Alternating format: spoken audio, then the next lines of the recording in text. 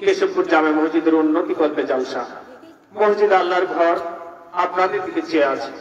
এই মসজিদ বানাবেন, আল্লাহ তাআলা আপনাদেরকে যে সম্পদ দিয়েছেন। আল্লাহ নবী একদিনকে এক বৈঠকে সাহাবীদেরকে বলছেন, ও আমার সাহাবীরা, তোমরা কি বলতে পারো এরকম মানুষ কি তোমরা দেখেছো দুনিয়ার জীবনে, যে যারা নিজের ক্ষেত খামারকে, নিজের ফসলগুলোকে পকাতুরে গরু ছাগল ভেড়া দিয়ে চড়িয়ে দিচ্ছে, আর পরের ফসলগুলোকে খুব সুন্দর করে পাহারা দিচ্ছে। আল্লাহ নবীর সাহাবীরা আশ্চর্য হয়ে গেলেন, হে আল্লাহ নবী, এরকম মানুষ তো আমরা জীবনে দেখি না, সবাই তো নিজের ফসলগুলোকে বেশি পাহারা দেয়, কিন্তু আপনি উল্টা কথা বলছেন। আল্লাহ নবী বললেন, ও আমার সাহাবীরা, তোমার 20 বিঘা সম্পদ আছে, তোমার লক্ষ লক্ষ টাকা আছে, তোমার মৃত্যুর পরে এগুলো কার? বলছে আমাদের ওয়ারিসের। তাহলে তো তোমরা পরের সম্পদকে পাহারা দিচ্ছিলে, তোমার মৃত্যুর পরে তোমাকে খাটলির উপরে রেখে আগে ভাগ লাগাবে। ও আমার প্রিয় ভাইরা, সুতরাং মৃত্যু আসার পূর্বেই এই সম্পদ আমাদেরকে আল্লাহর রাস্তায় দিয়ে যেতে হবে। আল্লাহর নবী বলছেন, আশ-শাকিউ কারিবুম মিনাল জান্নাত, আশ-শাকিউ কারিবুম মিনাল্লাহ কারিবুম মিনান নাস। দানশীল ব্যক্তি আল্লাহর নিকটে, মানুষের নিকটে, জান্নাতের নিকটে, ও বাইদুম মিনান নার, এবং জাহান্নাম থেকে অনেক দূরে। অপরপক্ষে আল বখিলু বাইদুম মিনান নাস ওয়া বাইদুম মিনাল জান্নাত বাইদুম মিনান নাস বাইদুম মিনাল্লাহ। আল্লাহ থেকে দূরে, মানুষ থেকে দূরে, জান্নাত থেকে দূরে, কারিবুম মিনান নাস, এবং জাহান্নামের কাছে। প্রিয় ভাইয়েরা আমার, আল্লাহ নবী অগণিত কোরআন এবং হাদিসে আপনাদেরকে দৃষ্টান্ত দিয়েছেন। মা আয়েশা রাদিয়াল্লাহু তাআলা আনহু কে একদিন আল্লাহ নবী একটা বকরি জবাই করে দিয়ে বলছে, আয়েশা এই গোশতগুলো একটু বন্টন করে দিও। বুখারী শরীফের হাদিস। আল্লাহ নবী বলছে একবার যে খবর লিখো, আয়েশা গোশতগুলো কিছু বন্টন হয়ে গেছে? তো আল্লাহ নবীকে বললেন, হুজুর সব বন্টন হয়ে গেছে, একটি শুধু ট্যাং রয়েছে। আল্লাহ নবী বলে, আরে আয়েশা তুমি তো ভুল কথা বললে, ওই ট্যাংটাই, ওই রানটাই তোমার নাই, যেটা তুমি এখনো দান করতে পারো নাই, সব তোমার বাড়িতে জমা হয়ে গেছে। প্রিয় ভাইরা, যা আছে এটি আপনার নয়, যা আপনি আল্লাহর রাস্তা দিয়ে ফেলেছেন সেটি আপনার। আল্লাহ তাআলা আমাদেরকে আমাদের মৃত্যু আসার পূর্বে যেন আমরা মসজিদ ঘরে বেশি বেশি করে সম্পদ, বিভিন্ন অসহায় মিসকিনদেরকে আমাদের সম্পদ দান করতে পারে। আল্লাহ তাআলা তৌফিক দান করুন, আল্লাহুম্মা আমিন। এই পর্যায়ে আমাদের সামনে আলোচনা নিয়ে এসেছেন, যার জন্য আমরা গভীর আগ্রহী, এই গভীর কনকনে ঠান্ডাতে, গভীর রজনীতে বসে আছি। এখন আলোচনা পেশ করছেন বিশিষ্ট আলেমে দ্বীন, উত্তরবঙ্গের বলিষ্ঠ কণ্ঠস্বর, আজকের এই আলোচনার প্রধান মেহমান শাইখ মোহাম্মদ আফজাল হুসাইন নওগাঁ। শাইখ মোহাম্মদ আফজাল হুসাইনকে তার জ্ঞান গর্ভ আলোচনা রাখার জন্য আমি সবিনয় অনুরোধ করছি।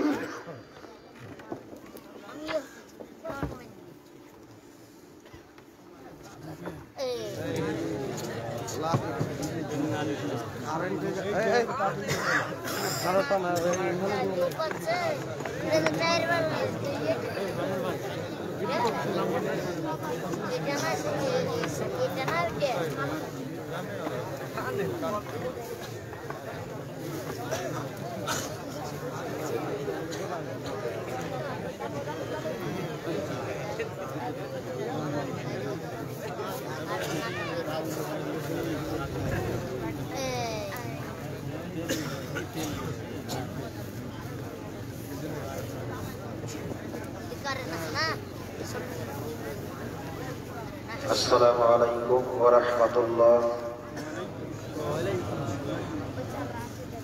আলহামদুলিল্লাহি ওয়াহদা ওয়াসসালাতু ওয়াসসালামু আলা মান লা নাবিয়্যা বা'দা। আউযু বিল্লাহি মিনাশ শাইতানির রাজীম। ওয়া মান ইউশাকিকির রাসূলা মিন বা'দি মা তাবায়্যানা লাহুল হুদা ويتبع غير سبيل المؤمنين نوله ما تولى ونصله جهنم وساءت مصير. عن ابي هريره رضي الله تعالى عنه قال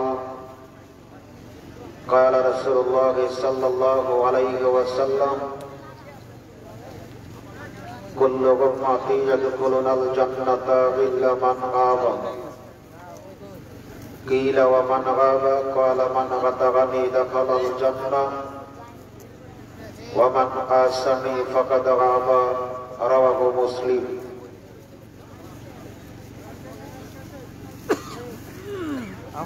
কেশবপুর পুরাতন জামে মসজিদ কমিটি কর্তৃক আয়োজিত আজকের এই ইসলামী জালসার মহতারাম সম্মানিত সভাপতি, সহসভাপতি সাহেবান, প্রধান অতিথি, বিশেষ অতিথিবৃন্দ, সুযোগ্য সঞ্চালক, আমন্ত্রিত ওলামায়ে কিরাম, বিভিন্ন এলাকা থেকে আগত স্বাগত সমাগত সম্মানিত উপস্থিতি, পর্দার অন্তরালে অবস্থানরত মা ও বোনেরা, যাবতীয় প্রশংসা আল্লাহ সুবহানাহু ওয়া তাআলার জন্য, যিনি আমাদেরকে অত্যন্ত দয়া করে, মায়া করে, কবুল আর মঞ্জুর করে আজকের এই ইসলামী জালসায় উপস্থিত হওয়ার তৌফিক দান করেছেন। সেই মহান মাহবুদের বারগাহে শুকরিয়া আদায় করছি, আলহামদুলিল্লাহ।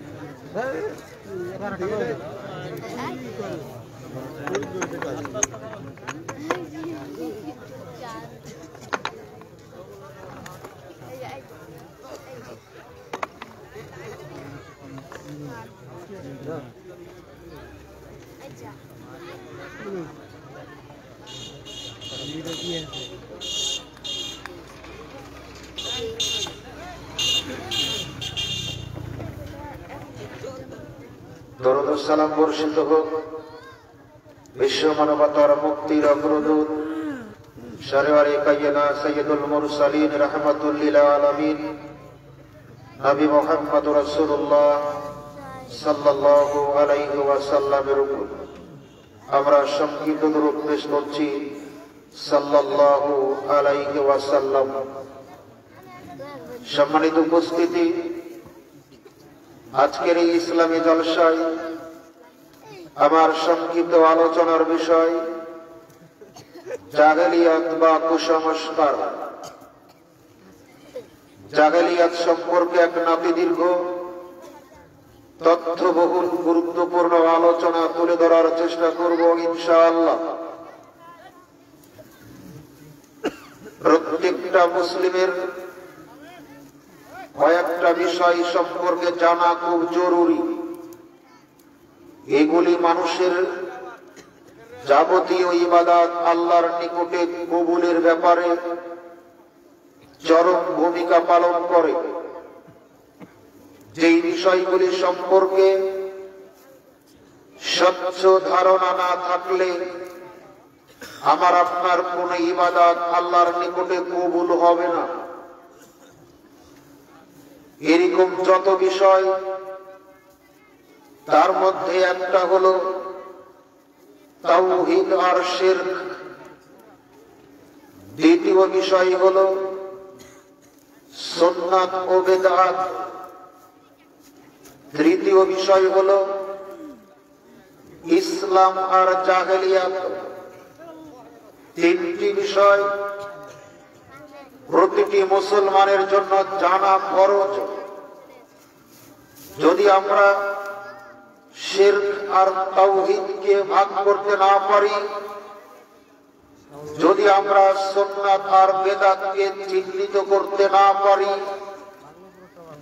যদি আমরা ইসলাম কোনটি আর জাহেলিয়াত কোনটি এ ব্যাপারে জানতে না পারি, তাহলে আমার আপনার কোন ইবাদত আল্লাহর নিকটে কবুল হবে না।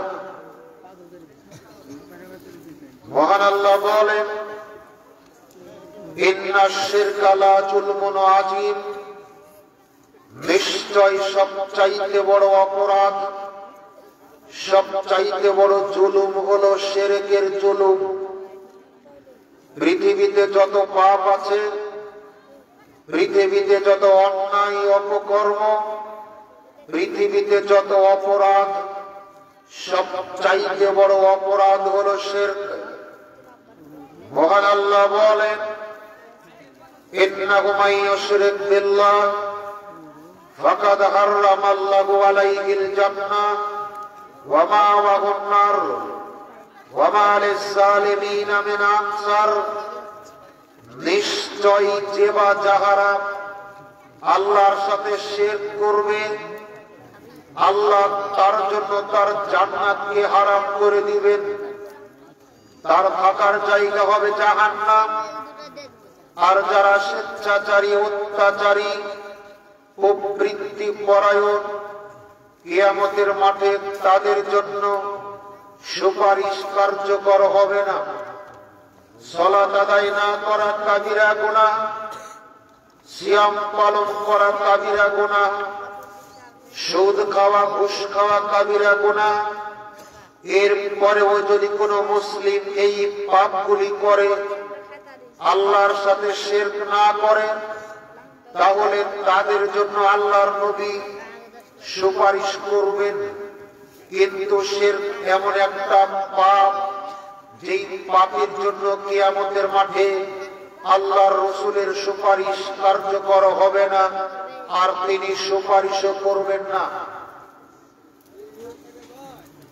মহান আল্লাহ বলেন, ওয়ালাউ আশরাকু লাহাবিতা আনহুম মা কানু ইয়ামালুন।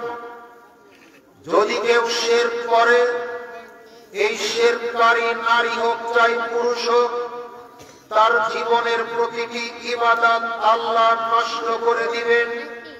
শিরককারী এ ব্যাপারে বুঝতেই পারবে না। জাবের রাদিয়াল্লাহু তাআলা আনহু বলেন, রাসূল সাল্লাল্লাহু আলাইহি ওয়াসাল্লাম বলেছেন, মাতা মিন উম্মতি ইউশরিক বিল্লাহ, আমার উম্মতের মধ্যে যে ব্যক্তি মারা যাবে আল্লাহর সাথে শিরক করে, দাখালান নার, এই ব্যক্তি জাহান্নামে প্রবেশ করবে। ওয়া মান মাতা মিন উম্মতি লা ইউশরিক বিল্লাহ, আমার উম্মতের মধ্যে যে ব্যক্তি মারা যাবে আল্লাহর সাথে শিরক না করে, আল্লাহর নবী বলেন, দাখালাল জান্নাহ, এই ব্যক্তিটা জান্নাতে প্রবেশ করবে। আবু যার গিফারি রাদিয়াল্লাহু তাআলা আনহু বলেন, আল্লাহর নবী এক চাঁদের রাত্রিতে একাকী হাঁটছিলেন, তার সাথে সঙ্গী সাথী কেউ ছিল না।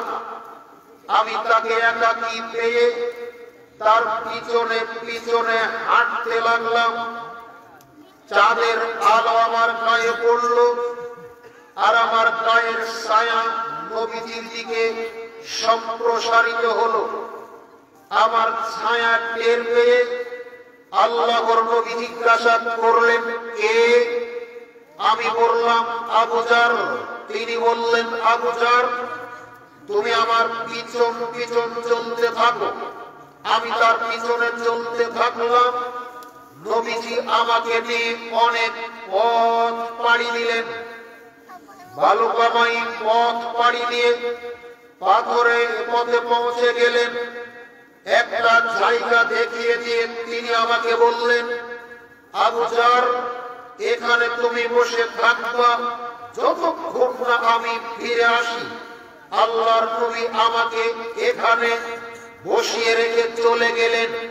তার ফিরতে খানিকটা দেরি হলো, তাতে আমি আশঙ্কা করলাম, ভয় করলাম, অনুমান করলাম, না জানি নবীজি কোনো বিপদে পড়েছেন, অথবা শত্রুরা তার উপরে আক্রমণ করেছে, না হলে তার ফিরতে দেরি হচ্ছে কেন। আমি তাকে সহযোগিতা করার জন্য যেই দিকে নবীজি গিয়েছিলেন ওই দিকে যাবার জন্য দাঁড়িয়ে গেলাম। দাঁড়াতে আমার খেয়াল হলো তিনি তো আমাকে নিষেধ করেছেন, না আসা পর্যন্ত আমি যেন এখান থেকে কোথাও না যাই। আমি আবার এখানে বসে গেলাম। অল্প সময়ের ব্যবধানে নবীজি মনে হচ্ছিল আমার দিকে হেঁটে হেঁটে চলে আসছেন, আর কার সাথে যেন কথা বলছেন। আমার আগ্রহ বেড়ে গেল, জানার ইচ্ছা হলো তিনি তো আমাকে রেখে গেলেন একা, ফিরে আসবেন একা, তবে তিনি কথা বলছেন কার সাথে? বলতে না বলতে তিনি এসে আমার নিকটে হাজির। আমি তাকে দেখলাম তিনি একা এসেছেন, তার সাথে কেউ নেই। আমার আগ্রহ আরো বেড়ে গেল, যার কারণে আমি তাকে জিজ্ঞাসা করলাম, আল্লাহর নবী, আপনি গেলেন তো একা, ফিরে আসলেন একা। মনে হচ্ছিল আপনি যখন আসছিলেন মাঝপথে কার সাথে যেন কথা বলছিলেন, বলুন তো তিনি কে? তখন তিনি বললেন, আবু জার, আমি যেখানে গিয়েছিলাম ওখানে এসেছিলেন আল্লাহর ফেরেশতা জিবরাইল, তার সাথে অনেক কথাবার্তা আমার হলো। এক পর্যায়ে তিনি আমাকে বললেন, শুনুন, আপনার উম্মতের কেউ যদি চুরি করে, কেউ যদি জেনা করে, আর এই চোর এই জেনাকার যদি শিরক না করে, তাহলে ও আল্লাহর জান্নাতে যাবে। আমি মুহাম্মদ সাল্লাল্লাহু আলাইহি ওয়াসাল্লাম ফেরেশতা জিবরাইলকে জিজ্ঞাসা করলাম, ওয়া ইনসানা ওয়া ইনশারাকা, যদিও কেউ জেনা করে, যদিও কেউ চুরি করে, এর পরেও কি জান্নাতে যাবে?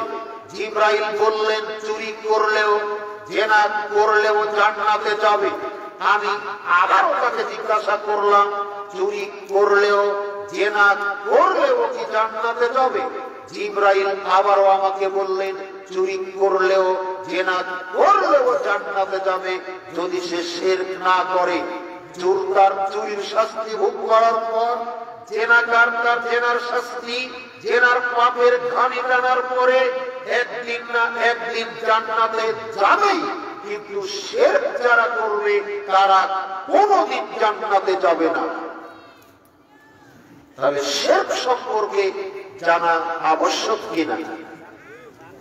যেই শিরকের পাপ আমি আপনি করলে জান্নাত হারাবো, জাহান্নাম থাকার জায়গা হবে, জীবনের সব ইবাদত নষ্ট হবে, রাসূল সুপারিশ করবেন না, তাহলে সেই শিরক সম্পর্কে যদি আমরা জানতে না পারি, তাহলে কি বাঁচতে পারবো?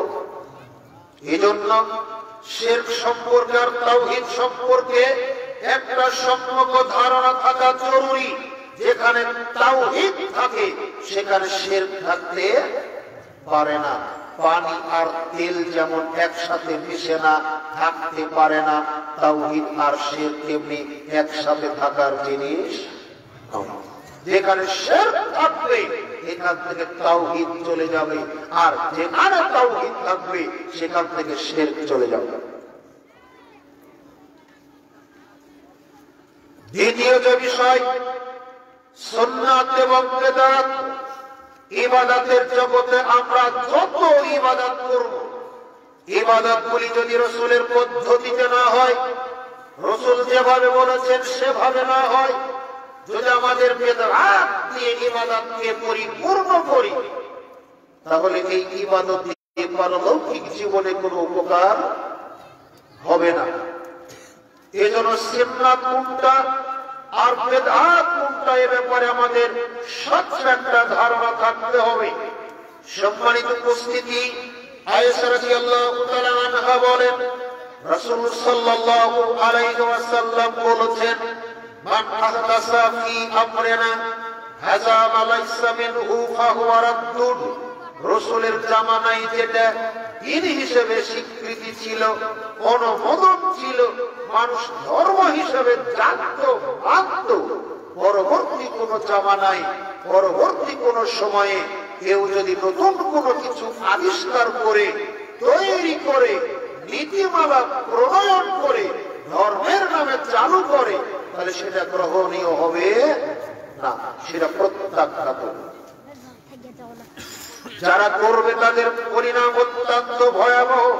আল্লাহর নবী বলেন, যারা বেদাত করবে তাদের কোনো ফরজ, নফল, সুন্নাত, ওয়াজিব কোন ইবাদত কবুল হবে না, তারা ফিরে না আসা পর্যন্ত। আবু হুরায়রা রাদিয়াল্লাহু তাআলা আনহু বলেন, রাসূল সাল্লাল্লাহু আলাইহি ওয়াসাল্লাম বলেছেন, কিয়ামতের মাঠে আমি প্রথমে উঠব, আমাকেই প্রথমে তোলা হবে, আমার আগে কেউ উঠবে না। আনা ফারাতুকুম আলাল হাউস, আমাকে দান করা হবে হাউসে কাউসার, আমি দাঁড়িয়ে থাকবো হাউসে কাউসারের সামনে, আমার নিকটে থাকবে পানপাত্র, আসমানের তারকারাশি যতখানি তার চাইতে বেশি থাকবে পানপাত্র। আমার সামনে দিয়ে যারা যাবে তাদেরকে আমি পানি পান করাবো। হঠাৎ একজন লোক আসবে, তাদেরকে আমি চিনতে পারবো, অথবা তারা আমাকে চিনতে পারবে। আমি তাদের নবী, আমি তাদেরকে চিনবো, তারা আমার সাহাবী অথবা আমার উম্মত। আমি তাদেরকে পানি পান করানোর ইচ্ছা করবো। হঠাৎ করে মাঝখান দিয়ে একটা পর্দা ফেলে দেওয়া হবে, আবরণ ফেলে দেওয়া হবে, যার বাধার কারণে আমি আর তাদেরকে দেখতে পাবো না, তারাও আমাকে দেখতে পাবে না। তখন আমি আল্লাহ সুবহানাহু ওয়া তাআলাকে ডাক দিয়ে বলবো, তার নিকটে নিবেদন করব, প্রভু হে, ওদেরকে আমি তো চিনি, ওদেরকে পানি পান করাবো, মাঝখান দিয়ে কেন পর্দা ফেলে দেওয়া হলো? তখন আল্লাহ সুবহানাহু ওয়া তাআলা নবীজিকে লক্ষ্য করে বলবেন, হে মুহাম্মদ সাল্লাল্লাহু আলাইহি ওয়াসাল্লাম, ওরাই তো আপনার জামানার উম্মত, যারা আপনার ইন্তিকালের পরে, যারা আপনার মওতের পরে, যারা আপনার মরণের পরে আমি যে দ্বীন ইসলামটা আপনাকে দিয়েছিলাম, এর উপরে তারা সন্তুষ্ট ছিল না। যে বিধিবিধান অর্পণ করেছিলাম, এর উপরে তারা রাজি খুশি ছিল না। রদ বদল করে, পরিবর্তন করে ইচ্ছা মতো আমল করেছিল। আল্লাহর নবী বলেন, তখন আমি তাদেরকে লক্ষ্য করে বলবো, সুহকান সুহকান লিমান বাদদালা বাদি, দূর হও, দূর হও আমার সামনে থেকে, যারা আমার ইন্তিকালের পরে দিনের মধ্যে পরিবর্তন করেছিলেন। অতএব রাসূল সাল্লাল্লাহু আলাইহি ওয়াসাল্লাম আনিত দ্বীনের উপর আমাদের সন্তুষ্ট থাকতে হবে। দ্বীনের ব্যাপারে কমও কিছু করা যাবে না, বাড়িয়েও কিছু করা যাবে না। আবু হুরায়রা রাদিয়াল্লাহু তাআলা আনহু বলেন, আতা আরাবিয়ুন ইলান নবী সাল্লাল্লাহু আলাইহি ওয়াসাল্লাম ফাকালা দুল্লানি আলা আমালিন ইযা আমিলতুহু দাখালতুল জান্নাতা ক্বালা তা'বুদুল্লাহ ওয়া লা তুশরিকু বিহি শাইয়্যান ওয়া তুকিমুস সালাতাল মাকতুবাতা ওয়া তু'তিস যাকাতাল মাফরুজাতা ওয়া তাসুমু রামাজানা ক্বালা ওয়াল্লাযী নাফসি বিয়াদিহি লা আজিদু ওয়া লা হাদা শাইয়্যান ওয়া লা আনকুসু মিনহু فلما والله قال النبي صلى الله عليه وسلم من شره أن ينظر إلى رجل من أهل الجنة فلينظر إلى هذا رواه البخاري ومسلم।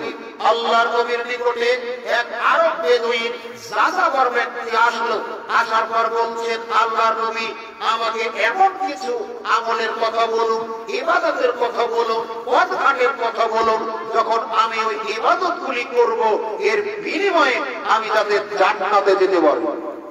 কোথায় যেতে পারি? কোথায় যেতে পারি? অর্থাৎ এমন কিছু ইবাদতের কথা বলুন, যখন আমি ওই ইবাদতগুলি করব, এর বিনিময়ে যাতে আমি জান্নাতে যেতে পারি। এবারে আল্লাহর নবী বলছেন, শোনো, তুমি কি কি কাজ করলে জান্নাতে যেতে পারবা? এক, আত্তাকাবুদুহু ওয়া লা তুশরিকু বিহি শাইয়্যা, তুমি ইবাদত করবে, তার সাথে কোনো কিছুকে শরীক করবে না। কি করবে না? কি করবে না? শিরকযুক্ত ইবাদত দিয়ে আমরা জান্নাতে যেতে, যে ইবাদতে শিরক মিশ্রিত, এই ইবাদতে আমরা কেউ জান্নাতে যেতে পারবো না। জান্নাতে যাওয়ার এক নম্বর মাধ্যম হলো শিরক মুক্ত ইবাদত। দুই, তুকিমুস সালাতাল মাকতুবাতা। শোনো, আল্লাহর নবী বলছেন, কে বলছেন? কাকে বলছেন? প্রশ্নকারী লোকটাকে। তুকিমুস সালাতাল মাকতুবা, তুমি ফরজ সালাতগুলি আদায় করবা। কি করবা? ফরজ সালাতগুলি আদায় করবা। কয় নম্বর গেল? তিন, তোমার মাল, তোমার টাকা পয়সা যদি নিসাব পরিমাণ হয়, এই পরিমাণ হলে যাকাত ফরজ হয়, এই পরিমাণকে বলা হয় নিসাব। তোমার সম্পদ টাকা পয়সা যদি নিসাব পরিমাণ হয় তাহলে তুমি তোমার মালের যাকাত দিবা। কি দেবে? যাকাত দেবে। কয় নম্বর গেল? 3 নম্বর। 4 নম্বর তিনি বলছেন রমজান মাস আসলে তুমি সিয়াম পালন করবা। কয়টা হলো? কথা বলতে হবে, কয়টা হলো? 4টি। এবার এই লোকটা বলছে, কোন লোক? কোন লোক? প্রশ্নকারী লোক। ওয়াল্লাযী নাফসি বিয়াদিহি, আল্লাহর নবী, ওই আল্লাহর কসম যার হাতে আমার জীবন, আল্লাহর কসম যার হাতে আমার জীবন, লা আজিদু আলা হাযা শাইয়াও ওয়ালা আনকুসু মিনহু, আপনি যা বলেছেন তাই করব, যেভাবে বলেছেন সেভাবে করব, যতখানি বলেছেন ততখানি করব, করতে গিয়ে বেশিও করব না, কমও করব না। ওয়াল্লাযী নাফসি বিয়াদিহি, ওই আল্লাহর কসম যার হাতে আমার প্রাণ, লা আজিদু, আমি বেশি করব না, ওয়ালা আনকুসু, আমি কমও করব না। আমি কমও করব না, বেশিও করব না। নবীজি আপনি যা বলেছেন তাই করব, যেভাবে বলেছেন সেভাবে করব, যতখানি বলেছেন ততখানি করব। এরপর ফালাম্মা ওয়াল্লাহ, লোকটা বাড়ির দিকে চলে যেতে শুরু করলো। কি করলো? রাসূল সাল্লাল্লাহু আলাইহি ওয়াসাল্লাম উপস্থিত সাহাবীদেরকে লক্ষ্য করে তখন বললেন, মানসাররাহু আইয়ানজুরা ইলা রাজুলিন মিন আহলিল জান্নাহ ফালয়ানজুর ইলা হাযা। ও সাহাবীরা শোনো, তোমাদের কেউ যদি জান্নাতি কোনো মানুষকে দেখে খুশি হতে চাও তাহলে বাড়িতে যাচ্ছে এই লোকটার দিকে দেখো, এই লোকটা হলো জান্নাতি লোক। সুবহানাল্লাহ বললেন না? লোকটা কি বাড়িতে যেতে পেরেছে? নবী কয়টা আমলের কথা বললেন? 4টি। কোন আমল কি করতে পেরেছে? তাহলে নবী কেন তাকে জান্নাতি বললেন? মিথ্যা বলেছেন নবী? নবী কি ওহী ছাড়া কিছু বলেন? ওয়ামা ইয়ানতিকু আনিল হাওয়া ইন হুয়া ইল্লা ওয়াহিয়ু ইউহা। নবী নিজের থেকে বানিয়ে কোনো কথা বলেন না, তিনি যেটা বলেন সেটা আল্লাহর ওহী। তিনি যেটা বলেন সেটা আল্লাহর ওহী। নবী যদি ওহী ছাড়া কোনো কথা না বলেন তাহলে এই লোকটাকে যে জান্নাতি বলে ঘোষণা দিলেন অবশ্যই তাহলে ওহীর ভিত্তিতে তিনি বলেছিলেন। কথা বোঝাতে পারেন? নবী যদি ওহী ছাড়া কিছু নাই বলেন তাহলে এই লোকটাকে জান্নাতি ঘোষণা দিয়েছিলেন অবশ্যই ওহীর ভিত্তিতে কিনা। তাহলে প্রশ্ন হলো, কেন আমল করার আগে নবী তাকে জান্নাতি বললেন? একটা কারণে, সেটা হলো ইসলামের নামে, ধর্মের নামে তিনি যেটা করবেন, আল্লাহ যেটা বিধান দিয়েছেন, বিধানের বাহিরে কম বেশি তিনি করবেন না। এ ব্যাপারে আল্লাহর নামে কসম করে দৃঢ় প্রত্যয় ব্যক্ত করেছিলেন। এর জন্যই আল্লাহর নবী আল্লাহর পক্ষ থেকে লোকটাকে জান্নাতে ঘোষণা দিয়েছিলেন। তার মানে ধর্মের নামে যা কিছু করবেন, করার আগে এর পিছনে দলিল খুঁজতে হবে। কি করতে হবে? নিয়ম হলো আগে দলিল, তারপরে আমল। অথচ আমরা করি তার উল্টা, আগে একটা আমল করা শুরু করে দিলাম, এই আমলের ব্যাপারে যদি মানুষ সমালোচনা করে তখন আমরা দলিল খোঁজার চেষ্টা করি। কথা বুঝেন? আগে আমল শুরু করলাম, এমনিতে মানুষ যখন সমালোচনা করে তখন আমরা পিছনে দলিল খুঁজি। আমাদের উচিত ছিল আগে দলিল খোঁজা, এরপরে আমল করা। সম্মানিত উপস্থিতি, এই জন্য বেদাতি আমল যদি আপনি চিন্তা না করেন, সুন্নাত মনে করে বেদাতি করবেন, আর লৌকিক জীবনে এটাতে কোনো ফায়দা লাভ করতে পারবে। তৃতীয় যে বিষয়, সেটা হল ইসলাম আর জাহেলিয়াত। ইসলাম আসার পরে জাহেলিয়াতের কোনো হুকুম চলবে না। ইসলাম আসার পরে জাহেলি যুগের হুকুম কোনটা চলবে না। এখন কোনটা ইসলাম আর কোনটা জাহেলিয়াত, এই সম্পর্কে যদি আমাদের ধারণা না থাকে তাহলে ইসলাম আর জাহেলিয়াত একাকার করে ফেলবো। একাকার করার কারণে এই ইসলাম দিয়ে আল্লাহর নিকটে কোনো লাভ হবে না। কারণ ইসলাম ছাড়া যা কিছু আছে, কোন ইবাদত আল্লাহর নিকটে কবুল হবে না।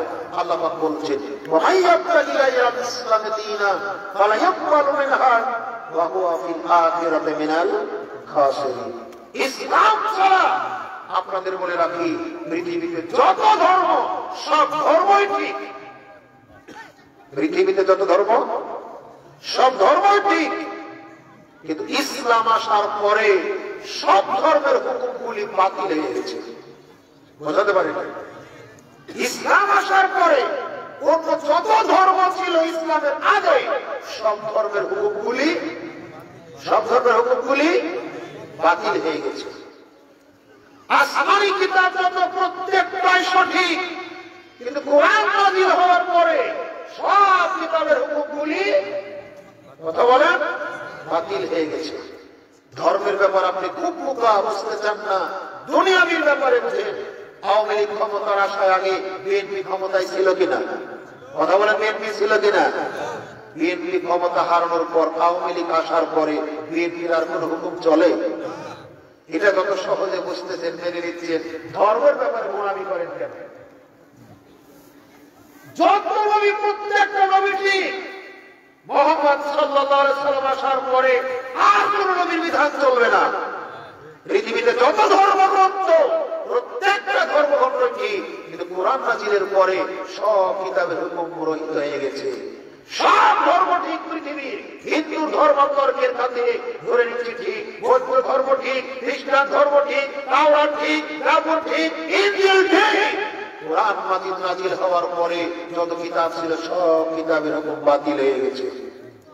আল্লাহ পাক বলছেন, ওয়া ইয়াবতাগি গায়রাল ইসলাম দীনান ফালা ইয়াকবালু মিনহু ওয়া হুয়া ফিল আখিরাতি মিনাল খাসিরিন। ইসলাম ছাড়া পৃথিবীর কোন মানুষ যদি হিন্দু ধর্ম যে আল্লাহকে খুশি করতে চায়, খ্রিস্টান ধর্ম যে আল্লাহকে খুশি করতে চায়, বৌদ্ধ ধর্ম যে আল্লাহকে খুশি করতে চায়, সাঁওতালি ধর্ম যে আল্লাহকে খুশি করতে চায়, কোন ধর্ম দিয়ে আল্লাহকে খুশি করা যাবে না, আল্লাহর নিকটে কবুল হবে না। ইসলাম ছাড়া অন্য ধর্ম দিয়ে যারা আল্লাহর সন্তুষ্টি তালাশ করতে চাইবে, কিয়ামতের দিন তারা ক্ষতিগ্রস্তদের অন্তর্ভুক্ত হবে। এই জন্য ইসলাম কোনটা আর জাহেলিয়াত কোনটা, এ ব্যাপারে আমাদের সবচেয়ে একটা ধারণা থাকতে হবে। চলুন আপনাকে সংক্ষিপ্ত আকারে নিয়ে যাই। ইসলাম কোনটা আর জাহেলিয়াত কোনটা, এ ব্যাপারে একটা ফিরিস্তি তুলে ধরার আমাদের একটা ধারণা। মহারানার ব্যাপারে কুসংস্কার। কিসের ব্যাপারে? মহারানা বোঝেন তো? মহারানা বোঝেন না? এখন বোঝেন এরকম যুবকই নাই। মুরব্বীরা না বুঝতে পারে, কারণ কোন দিয়ে তারা বিবাহ করেছে, তাদের বিবাহটা হালাল ছিল, বৈধ ছিল। আর যৌতুকের আমল না আসলে আমাদের চোখের বউ ছিল কিনা আল্লাহ জানে। বউ দেখা হতো না যৌতুক না করে। আপনার ধারণা মহরের পরিমাণ যদি বেশি না হয়, বিয়েটা মনে হয় খারাপ হয়ে গেল। হলো তো হলো 3 লক্ষ টাকার সাথে 121 টাকা। কেন? এটা নাক বলেন না। 1 টাকা কেন বলেন? বেজুর কিছু করতে, এটা জাহেলিয়াত, ইসলাম না। যেদিন থেকে বেজুর না করলে আপনার কল্যাণ হবে ভেবেছেন, সেদিন থেকে আপনার ঈমান চলে গেছে। ঈমান নাই, তওবা করে আবার ফিরে আসতে হবে। মোহর কেমন হবে? আল্লাহ পাক বলছেন, ওয়াতুন নিসা সাদকাতিহিন্না নিহলাতান ফায়াতিমনা লাকুম নাফসাইয়্যিম মিনহু নাফসান তাকুলু হামিয়াম মারিয়া। সূরা নিসা 4 নম্বর আয়াত। আল্লাহ পাক বলছেন, তোমরা তোমাদের স্ত্রীদেরকে সন্তুষ্টি চিত্তে মোহর প্রদান করো। কি প্রদান করো? কি প্রদান করো? যারা বলছে না তারা মনে হয় দেননি। তোমরা সন্তুষ্টি চিত্তে তোমাদের স্ত্রীদেরকে মোহর প্রদান করো, সেখান থেকে তোমরা কিছু গ্রহণ করো না। তবে তোমাদের স্ত্রী স্বেচ্ছায়, মারপিট ছাড়াই, গালিগালাজ ছাড়াই, অত্যাচার ছাড়াই, ইচ্ছাকৃত ভাবে খুশি হয়ে তোমাদেরকে যদি কিছু দেয়, তাহলে তোমরা সন্তুষ্টি চিত্তে ওটাকে ভক্ষণ করো। এমন চাপ দিলেন। মহারানা বিবাহের দিনে দিয়েছিলাম মানুষকে দেখানোর জন্য, ফেরত যদি না দিস কিছু ভাব দেব না। মহারানা টাকা দিয়েছি, ফেরত যদি না দিস বাপের বাড়ি যাব না। চাপ দিয়ে বাধ্য করা যাবে না। ইচ্ছাকৃত যদি স্ত্রী দেয়, এটা আপনি ভোগ করতে পারবেন।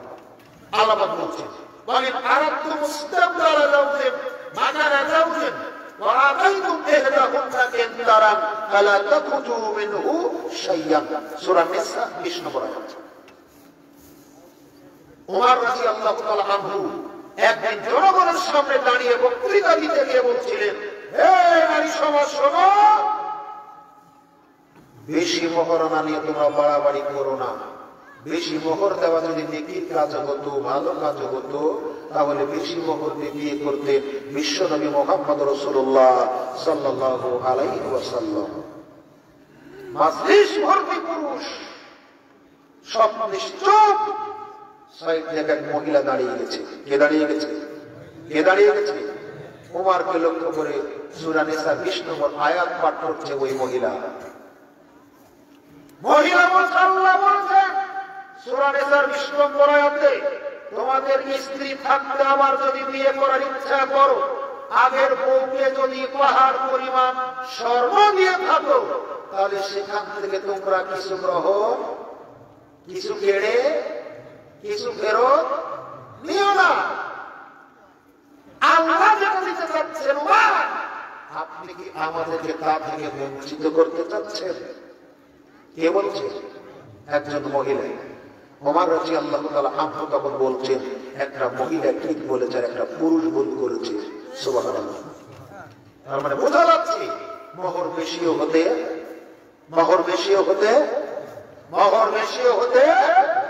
পারে। চলে পরের দিকে যায়। আপনাকে বলছিলাম, শাহর ইবনে সাদ রাদিয়াল্লাহু তাআলা আনহু বলেন, আন্না নবী সাল্লাল্লাহু আলাইহি ওয়াসাল্লাম লিরাজুলিন তাজাওয়াজ ওয়ালাউ বিখাতামিন মিন হাদিদিন। আল্লাহর নবীর কাছে এক মহিলা গিয়ে বলছেন, আল্লাহর নবী, আমি নিজেকে আপনার জন্য উৎসর্গ করে দিলাম, হেবা করে দিলাম, আপনি আমাকে বিবাহ করুন। মহিলা নিজে প্রস্তাব দিচ্ছে। কাকে? কাকে? নবীজিকে।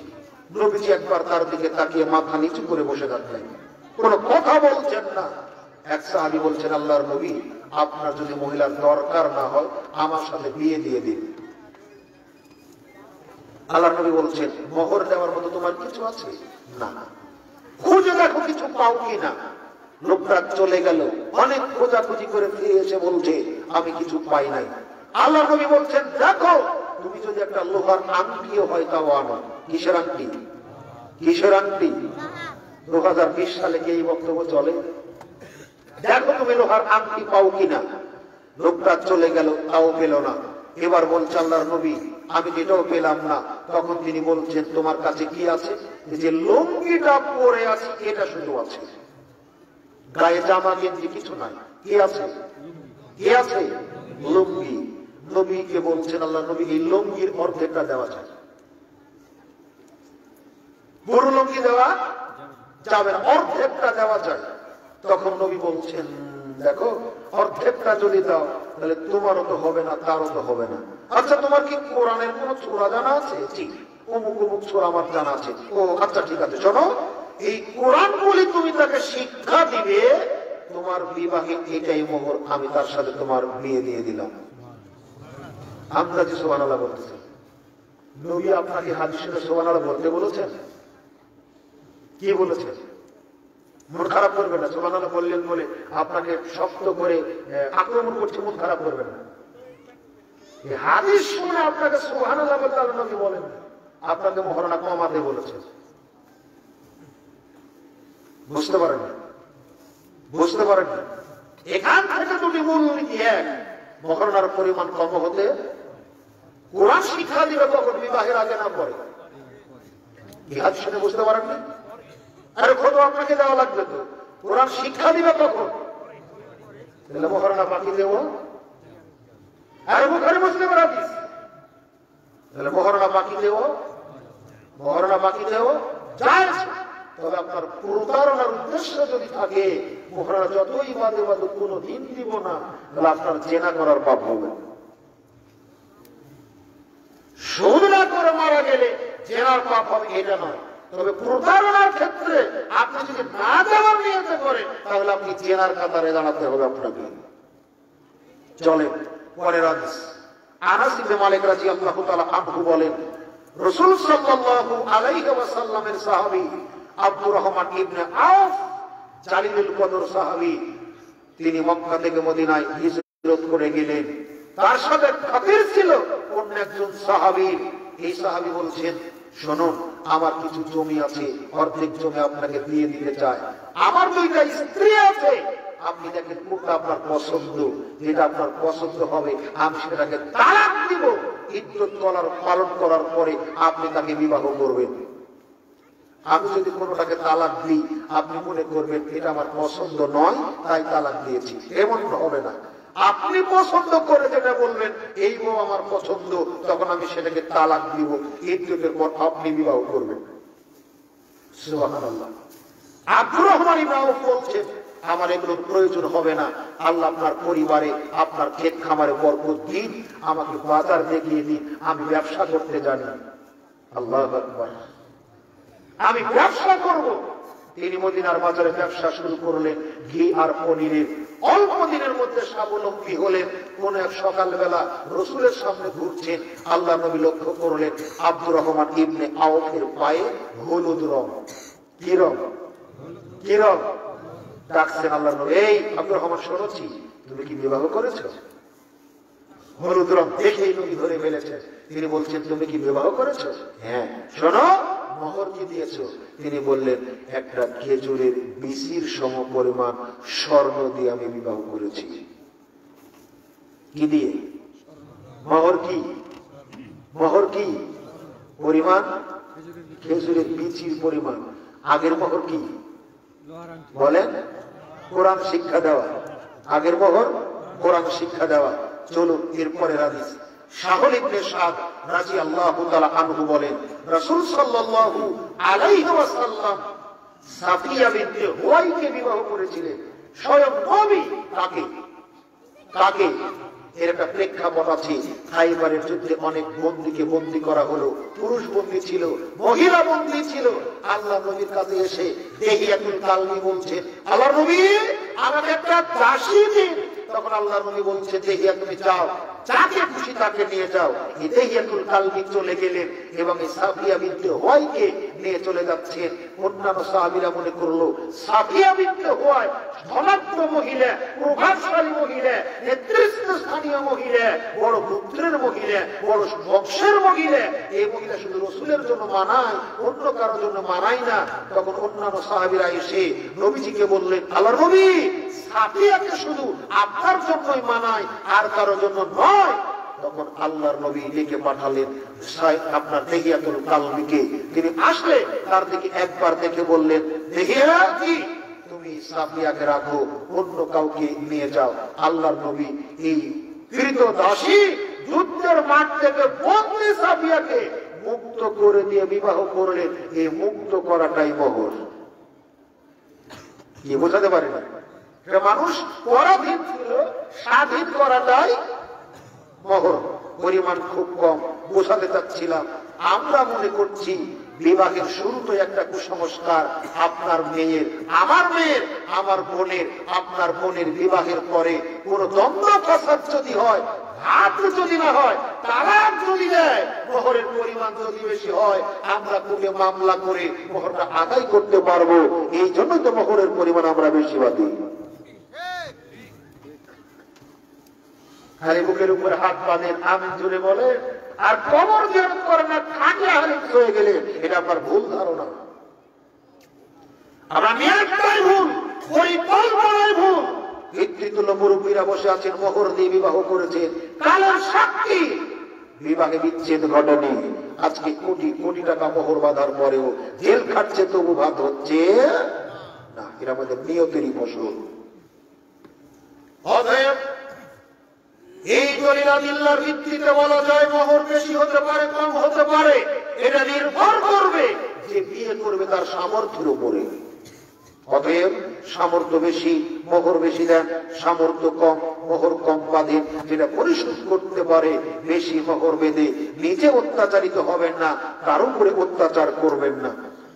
সম্মানিত উপস্থিতি, এরপরের যে বিষয়, আব্দুল্লাহ ইবনে মাসউদ রাদিয়াল্লাহু তাআলা আনহু বলেন, রাসূল সাল্লাল্লাহু আলাইহি ওয়াসাল্লাম কয়েকটা বিষয় থেকে নিষেধ করেছেন, এগুলো হারাম। আল্লাহর নবী বলেছেন কয়েকটা বিষয় থেকে তিনি আমাদেরকে বাঁচতে বলেছেন। এক, সামানিল কালবে, কুকুরের ক্রয় বিক্রয়ের পয়সা এটা হারাম, কুকুর কেনা বেচা হারাম, বিনা প্রয়োজনে কুকুর পালন করা হারাম। আল্লাহর নবী বলেন কেউ যদি বিনা প্রয়োজনে বিনা দরকারে কুকুর পালে তাহলে তার আমলনামা থেকে প্রত্যেক দিন 2 কেরাত পরিমাণ নেকি কেটে নেওয়া হয়। 1 কেরাত তত বড়, উহুদ পাহাড় যত বড়, উহুদ পাহাড় যত বড় 1 কেরাত তত বড়, 1 কেরাত তত বড়, উহুদ পাহাড় যত বড়। আপনার ক্ষেত খামার পাহারা দেওয়া আপনার শিকার করার জন্য অথবা আপনার আসামি শনাক্ত করার জন্য, এই ছাড়া বিনা প্রয়োজনে কুকুর পালতে, কুকুর বিক্রি করতে, কুকুর কিনে নিতে আল্লাহর নবী নিষেধ করেছেন। তিনি বলেছেন কুকুরের ক্রয় বিক্রয় করার মূল্যটা হারাম। তিনি বলেন ওমাহারেল বাগিয়ে, আর দেহ ব্যবসা করে উপার্জন করা হারাম, পতিতাবৃত্তি হারাম, বেশ্যাখানায় দেহ ব্যবসা করা হারাম, এর উপার্জন হারাম। আল্লাহর নবী বলেছেন তিন, ওয়াহুলওয়ানিল কাহিন, গণকি করে টাকা পয়সা ইনকাম করা হারাম, গণকি করে টাকা পয়সা ইনকাম করা হারাম। আল্লাহর নবী বলেন মান আতাআররাফান ফাসআলুহু আন শাইইন লা তুকবালু লাহু সালাতা 40 লাইলা। নারী হোক চাই পুরুষ হোক, যে বা যাহারা গণকের কাছে যাবে স্বামীর ভালোবাসা বৃদ্ধি করে নেওয়ার জন্য, কোন জ্যোতিষীর কাছে যাবে, কোন পীরের কাছে যাবে, কোন মাশায়েখের কাছে যাবে, কোন গণকের কাছে যাবে, আল্লাহর নবী বলছেন গণককে কোন বিষয় জিজ্ঞাসা করলে লা তুকবালু লাহু সালাতা 40 লাইলা, তার 40 দিনের কোন ইবাদত কবুল হবে না। এখনো পাননি, গণক গণেনি, আপনি শুধু বলেছেন এতটুকু। গণক সাহেব দেখেন তো আমার প্রিয় মোবাইলটা হারিয়ে গেছে, আপনি পান কিনা? দেখেন তো ঘড়িটা হারিয়ে গেছে, আপনি পান কিনা? এখনো গণক গণেনি, এখন আপনি জিনিস পাননি, শুধু বলেছেন হারিয়ে গেছে, দেখেন তো পান কিনা। বললেই নবী বলছেন লা তুকবালু লাহু সালাতুন 40 লাইলা, তার 40 দিনের কোন ইবাদত আল্লাহর নিকটে কবুল হবে না। অতএব গণকি করা হারাম, গণকের কাছে যাওয়া হারাম। আল্লাহর নবী বলেন যে ব্যক্তি গণকের কথা বিশ্বাস করলো, জ্যোতিষীর কথা বিশ্বাস করলো, পীর মাশায়েখের কথা বিশ্বাস করলো, আল্লাহর নবী বলছেন মুহাম্মাদের উপর যে কিতাব নাজিল হয়েছে এই কোরআনকে অস্বীকার করা যেমন পাপ, গণকের কথা বিশ্বাস করা তেমন পাপ। অতএব সাবধান, গণকের কাছে যাবেন না, গণকি করে নিবেন না। এটা জাহিলি যুগের প্রথা, ইসলাম আসার পরে এই প্রথার হুকুম আর বিদ্যমান নেই। এটা থেকে আমাদের পরিত্রাণের যাবতীয় পথঘাট অর্জন করতে হবে। সম্মানিত উপস্থিতি, আপনি সকালবেলা উঠেছেন, দিনটা আপনার ভালো যাবে কি মন্দ যাবে, এজন্য আপনি পাখি উড়ালেন, সুখের পায়রা উড়ালেন। পায়রা যদি ডান দিকে যায় দিনটা ভালো যাবে, পায়রা যদি বাম দিকে যায় দিনটা আপনার খারাপ হবে। এটা জাহেলিয়াতের প্রথা, শিরকি প্রথা। পাখির উপর বিশ্বাস করার কারণে আপনার সব আমল নষ্ট হয়ে যাবে। আপনাকে বলছিলাম আপনার পাশে রাস্তা দেখেন, বাস চলে, ট্রাক চলে, পিকআপ চলে, সিএনজি চলে, মাহিন্দ্রা চলে, অটো চলে, ভ্যান চলে। প্রত্যেকটা অধিকাংশ গাড়ির পিছন দিকে দেখবেন সিরা জুতা টানানো আছে, আছে না? আছে না? কেন আছে বলতে পারে? ওই ব্যাগ কেলের ধারণা এই সিরা জুতা তাকে যাবতীয় বিপদ আপদ থেকে রক্ষা করবে। নাউজুবিল্লাহ বললেন না? কালকে বলেন সকালবেলা এই ব্যাগ কেল যদি একটু আক্কেল থাকতো, একটা ভালো জুতায় ছিল, ছেঁড়া জুতা ঝুলিয়ে রেখেছে, তারপরে বিশ্বাস এই ছেঁড়া জুতা আমার বিপদ থেকে রক্ষা করবে। ওর ঈমান আমল সব বিক্রি করে দিয়েছে, একটিও বাকি নেই। আপনাকে বলছিলাম এর পরের অংশে মা বোন যারা এসেছেন, ছোট্ট কুলের শিশু আপনার কুলে, ডান দিকে কপালে 4 তারা টিপ দিয়েছেন কাজলে। আপনার ধারণা মানুষের বদ নজর নাগা থেকে বাঁচবে। যেই দিক থেকে আপনার এই ধারণা, আপনি তাহাজ্জুদ করলে আপনার নিকটে কবুল হবে না, হজ করলেও কবুল হবে না, এই কাজলের চাঁদটার আপনার ছেলেকে বদ নজর থেকে বাঁচাবে না, এটা আপনার ভুল ধারণা, এটা কুসংস্কার। চলুন আপনাকে দেখায়, মা বোনেরা যখন বাচ্চা প্রসব করে আতুর ঘরে যখন থাকে চোরাচুন্নি ঢুকবে বলে ঘরের দরজাতে চাল দিয়ে রাখে, আপনার ঝাড়ু দিয়ে রাখে, লোহার ধাতব পদার্থ রাখে, এটা সব শিরকি আকীদা, কুসংস্কার, ইসলামের পথঘাট নেই। আপনাকে বলছিলাম, আপনার স্ত্রী আপনার শ্বশুর বাড়িতে যখন যায় কোলের শিশু দুধ পান করে, আরসির বোতলে করে, ফ্রেশ পানির বোতলে করে, টাইগারের বোতলে করে, আরসির বোতলে করে আপনার নলকূপের পানি নিয়ে যায়, বাপের কলে ঢালে, মনে করে এরকম করলে ছেলের সর্দি জ্বর হবে না। যেই দিন থেকে মনে করেছে ওই দিন থেকে ইবাদত সব নষ্ট হয়ে গেছে। আপনাকে বলছিলাম, আপনি মূল্যই দেননি, আপনি গুরুত্বই দেননি, আপনি বুঝতেই চাননি যে এটা যে পাপ এত বড়। আপনাকে বলছিলাম, পাপ গাছে ধরে না, পাপ গাছে ধরে না, পাপ মানুষ করে, পাপ হয় বিশ্বাসে, পাপ হয় কর্মে, পাপ হয় কথাতে, পাপ হয় চলাতে।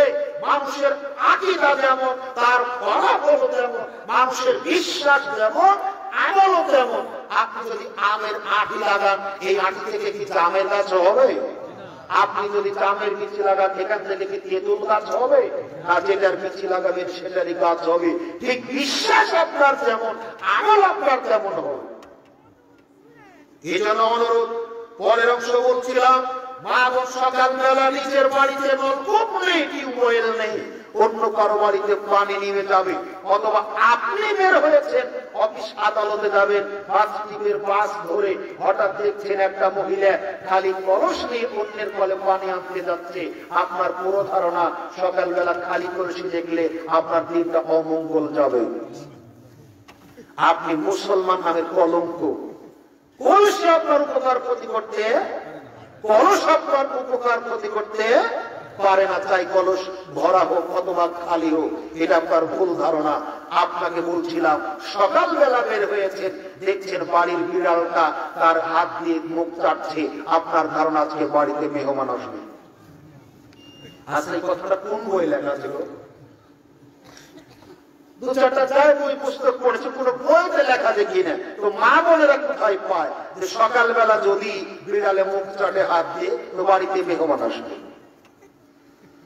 এটা আপনার ভুল ধারণা, কুসংস্কার। এরপরে আমাদের একটা বিশ্বাস আছে, বাঁশের গায়ে জ্বর থাকে, কি থাকে?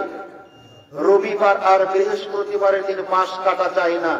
যদি কেউ এই দুই দিনে বাঁশ কাটে, বাঁশের জ্বর তার গায়ে পার হবে। এরা হিন্দুদের চাইতেও খারাপ, এর বিশ্বাস এতটাই খারাপ। বাঁশের গায়ে জ্বর থাকে, রবিবার বৃহস্পতিবার বাঁশ কাটলে বাঁশের জ্বর তার গায়ে কম হয়, এটা কুসংস্কার। আপনাকে বলি, বুড়াগাড়ি বাজারে গেলেন, আপনারা দেখবেন কলার দোকানে দুই কলা একসাথে। কি বলেন আপনারা? জি, জামা কলা। জি, আপনার বইয়ের ধারণা, আপনারও ধারণা জামা কলা খেলে বাচ্চা হবে। জামা হয়েছে কারো? যদি তাই হতো, তাদের বাচ্চা নেই, এরা কলা খেয়ে যদি জোড়া জোড়া হতো ভালোই তো হতো। আপনার এটা মিথ্যা ধারণা, ঈমান নষ্ট করা বিশ্বাস, আল্লাহকে ভুল বোঝার একটা বিশ্বাস। আপনার ইবাদত আল্লাহর নিকটে পৌঁছার ক্ষেত্রে এটা বাধার সৃষ্টি। আপনার এই বিশ্বাস যে জোড়া কলা খেলে যমজ সন্তান হবে, এটা ভুল ধারণা। বলছিলাম কুসংস্কারের ফিরিস্তি। আপনাকে কত যে বলি, আপনার বাড়িতে আয়না আছে পড়ে গিয়ে ভেঙে গেছে, আপনাকে হুজুর বলেছে কি করিলে কি হয়, এই বই লেখা আছে।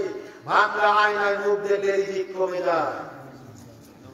আল্লাহর নবী বলছেন, কাতাবাল্লাহুল মাকাদিরাল খালায়েকে কাবলা আইয়াখলুকাস সামাওয়াতি ওয়াল আরদি বি50 আলফ সানাতিন।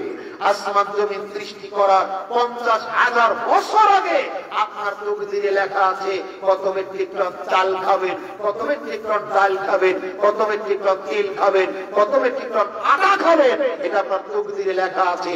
আর হুজুর বলেছে ভাঙা আয়নায় মুখ দেখলে আপনার রিজিক কমে যাবে। এটা আপনার ভুল ধারণা।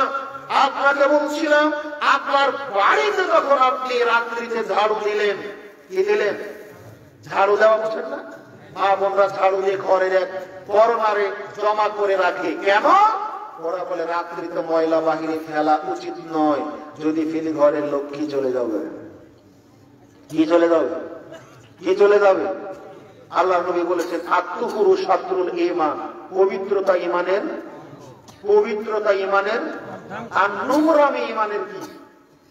নোংরামি ঈমানে বাধা, আর পবিত্রতা ঈমানের অঙ্গ। আপনি যে ময়লা ঘরের কোণাতে রাখলেন, এটা পবিত্র না অপবিত্র? তা আপনার বউ বলছে বের করে দিলে অমঙ্গল হবে, আর নবী বলছেন রাখলে অমঙ্গল হবে। কোনটা করেন আপনি? অতএব মঙ্গলের নামে যা কিছু করছেন এটাতে অমঙ্গল। নবী বলেছেন, আপনাকে বলছে ময়লা পরিষ্কার করে ফেলো, রাখবেন না। আপনাকে বলছিলাম রাত্রি বেলাতে আপনার ঝাড়ু, আপনার কুলা, আপনার দা, আপনার বটি, আপনার এরকম কাজ করা যন্ত্রপাতি বাড়ির বাহিরে রাখা যায় না। রাখলে কি হয়? এগুলো নাকি আপনার জন্য আল্লাহর কাছে অভিশাপ করে। এরা আপনার ভুল ধারণা।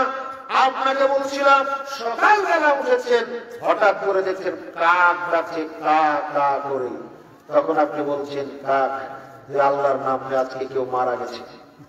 আচ্ছা, মুরব্বী যারা তাদের ছোট জামানায় কাক কি অন্যভাবে ডাকতো?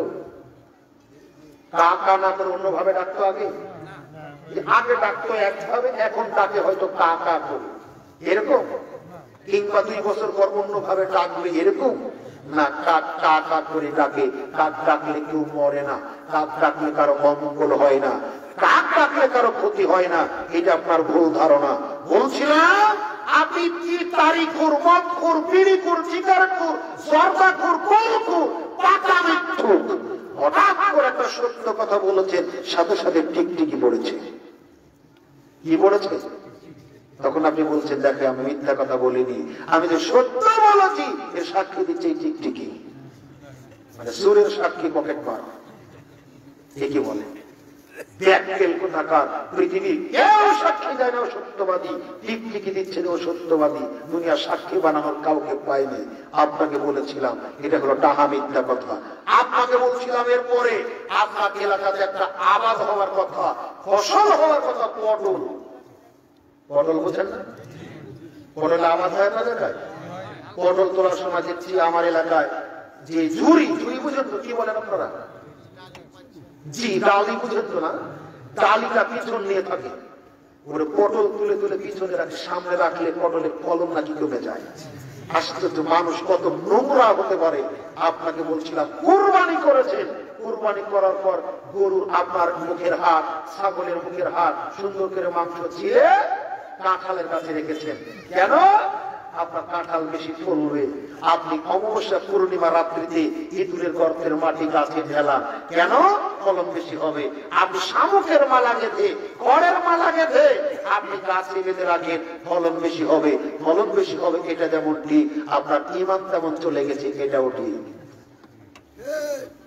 আপনাকে বলছিলাম পরের কিছু বিষয়, সেটা হলো আপনার এলাকার গরিব মানুষ বাড়িতে হঠাৎ মেহমান সকাল বেলাতে আপনার বাড়িতে গেছে কিছু 1 কেজি চাল ধার নিতে, আপনি দিতে রেডি, প্রস্তুত।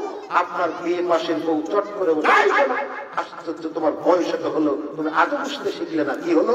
তুমি জানো না সকাল বেলাতে বাসু ছাড়ি না দিতে, রাত্রে বেলাতে সন্ধ্যার বাতি না দিলে ঘর থেকে কিছু বের করা যায় না। কি হবে? দিলে ঘরের লক্ষ্মী যাবে। ও ভাই, লক্ষ্মী তো হিন্দুদের দেবতা, আপনার ঘরে কেন? 13 কোটি দেবতার একটা দেবতা লক্ষ্মী। লক্ষ্মী তো হিন্দুদের দেবতা, আপনার ঘরে কেন? আর 1 কেজি চাউল দিল লক্ষ্মী যদি চলে যায়, এটাই তো ভালো। আপনাকে বলেছিলাম বাসি ঝাড়ু লাগে না, সন্ধ্যাবাতি লাগে না, এগুলো হিন্দুদের কৃষ্টি কালচার, হিন্দুদের সভ্যতা সংস্কৃতি। আপনি এগুলো থেকে বাঁচার চেষ্টা করুন। আল্লাহ আমাদের তৌফিক দান করুন। আল্লাহুম্মা আমিন। সম্মানিত সুধী মণ্ডলী, আপনাকে বলছিলাম পরের যে বিষয়টা, সেটা হলো সংক্রমণ। ইবনে মাসউদ রাদিয়াল্লাহু তাআলা আনহু বলেন রাসূল সাল্লাল্লাহু আলাইহি ওয়াসাল্লাম একদা কামাকিনা আমাদের নিকটে দাঁড়ালেন, বক্তৃতা করতে গিয়ে বললেন, লা ইয়াদি শাইউন শাইয়ান ফাকাল আরাবিয়ুন ইয়া রাসূলুল্লাহ আল ফাইল হাইউল সালাসাতু নদীকুহু। আল্লাহর নবী বলছেন, শোনো, সুলক্ষণ কুলক্ষণ বলে কিছু নেই, তোমরা শোনো, সংক্রমণ বলে কিছু নেই, শ্বাসের রোগ বলে কিছু নেই। আল্লাহর নবীর এই কথা শুনে সাহাবীরা বলছেন, আল্লাহর নবী, আমাদের কোন উট যখন রোগাক্রান্ত হয়, যখন ভালো উটের ভিতরে রাখি, তখন অন্যান্য উটগুলিকে রোগাক্রান্ত করে দেয়। তখন তিনি বলছেন, তাহলে এটাই যদি হয়, তাহলে প্রথম যেই উটটা রোগাক্রান্ত হয়েছিল, অসুস্থ হয়েছিল, তার অসুখটা কার মধ্যে থেকে তার ভিতরে পার হয়েছিল? বোঝাতে পারি না আপনাদের? আমাদের ধারণা, আমরা একটা রূপ বলি চোখ উঠা, বলি না? আমাদের ধারণা, কারো যদি চোখ উঠে, চোখ উঠা মানুষের দিকে কেউ যদি তাকায়, তার চোখ উঠবে, তাই তো? তাই তো নাকি? যদি তাই হয়, তাহলে যে লোকটার প্রথমে চোখ উঠেছিল, কে কার দিকে দেখেছিল? বোঝাতে পারেন? একই কথা নবী বলছে যে উঠের অসুস্থ উঠ থেকে যদি আর একটা উঠের রূপ সংক্রমিত হয়, পার হয়, তাহলে প্রথম যে রূপটা অসুস্থ হয়েছিল, এই রূপটা কোরুদের ভিতর থেকে এসেছিল। জবাব হলো, করোনা ভাইরাসের নিজস্ব কোন ক্ষমতা? করোনা ভাইরাসের সৃষ্টিকর্তা কে? করোনা ভাইরাসের সৃষ্টিকর্তা কে? আমাদের সৃষ্টিকর্তা কে? তিনি করে রেখেছে। করোনা ভাইরাসের ক্ষমতা নাই তাদের ছাড়া আর কারো শরীরে ঢোকা অসম্ভব। তবে এটা নিয়ে অবহেলা করারও কিছু নেই। অসুখ হলে ডাক্তার দেখায় না, অসুখ হলে চিকিৎসা নেই না, ওষুধপাতি খায় না, প্রতিষেধক গ্রহণ করি না। এই ভাইরাস থেকে বাঁচার যে পথঘাটগুলি, এই পথঘাটের কোনটাই ইসলাম বিরোধী নয়। যারা করেছে পথঘাটগুলি, ওরা জানে না যারা মুসলমানেরা করে। ঘন ঘন 20 সেকেন্ড যাবত হাত ধর। নবী বলেছেন, পরিষ্কার পরিচ্ছন্নতা ইমানের অঙ্গ। যারা জীবনে হাত ধয় না, ওদেরই করোনা ভাইরাস হচ্ছে। কথা বলেন, কথা বলেন। তাহলে ঘন ঘন হাত দেওয়াকে ইসলাম পরিপন্থী? অবশ্যই না। সুরক্ষার ক্ষেত্রে মাস্ক ব্যবহার করেছেন, সুন্দর দৃশ্য, সুন্দর দেখাচ্ছে। ঠান্ডার মৌসুম, ঠান্ডা থেকে রক্ষা পাবেন, ধুলাবালি থেকে রক্ষা পাবেন, অ্যাজমা থেকে রক্ষা পাবেন, কাশি থেকে রক্ষা পাবেন। আল্লাহ না করুন, এর কারণে করোনা ভাইরাস থেকে রক্ষা পাবে। সাংঘর্ষিক কিছু নয়। অতএব ওই বেঈমানেরা জানে না যে পথঘাটগুলি আমরা আবিষ্কার করেছি, এই পথঘাটগুলি সবই হলো ইসলামের দেওয়া। এই জন্য আপনাকে বলছিলাম, করোনাকে ভয় করবেন না, ভয় করবেন করোনার প্রতিপালককে। সম্মানিত উপস্থিতি, সমাজে আরো কিছু বিষয় চালু আছে। সেটা হলো এই, রাসূল সাল্লাল্লাহু আলাইহি ওয়াসাল্লামের সাহাবী, রাসূল সাল্লাল্লাহু আলাইহি ওয়াসাল্লামের ছেলে আব্দুল্লাহ যখন মারা গেলেন, সেই দিন চন্দ্রে গ্রহণ লেগেছিল, সূর্য গ্রহণ লেগেছিল। সাহাবীরা বলা বলি করছিলেন যে রাসূল সাল্লাল্লাহু আলাইহি ওয়াসাল্লামের ছেলে মারা যাওয়ার কারণে সূর্য গ্রহণ লেগেছে। আমাদের ধারণা, সূর্য গ্রহণের দিনে কোন গর্ভবতী মা যদি মাছ কুটে, কে কুটে? গর্ভবতী কোন মা যদি মাছ কুটা বাচ্চা করে, তাহলে তার বাচ্চা হবে ঠোঁট কাটা। যারা ব্যাগ এল তাদের কথা। অসভ্য মহিলা আছে, এই মহিলা কোরআনকে যেমন অবিশ্বাস করে, তার চাইতে বেশি বিশ্বাস করে হলো এই আপনার সূর্য গ্রহণের দিনে মাছ কুটলে, অমাবস্যা পূর্ণিমার দিনে চাঁদ কুটলে, মাছ কুটলে ওই বাচ্চা যেটা হবে ঠোঁট কাটা হবে। এটা অসভ্যতা, বর্বরতা, অসভ্যতা।